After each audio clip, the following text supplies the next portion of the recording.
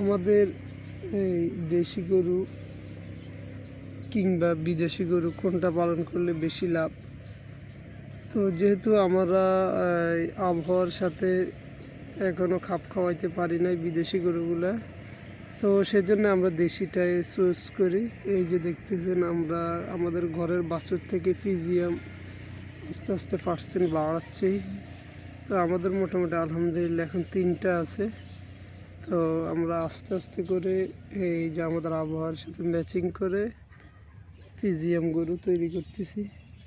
তো ইনশাল্লাহ আমরা চিন্তা করতেছি আমরা ফিজিয়াম বাছুর কিনে এদেরকে গাভী বানাবো, তাহলে আমাদের আবহাওয়ার সাথে মিলবে এবং রিস্ক কম।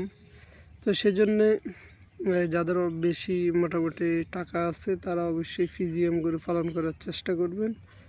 তবে শুরুতে একটা দিয়ে শুরু করবেন, এরপর আস্তে আস্তে ওর সব কিছু বুঝার পরে আস্তে আস্তে গরু বাড়াবেন, তাহলে ইনশাল্লাহ অবশ্যই সফলতা অর্জন করতে পারবেন।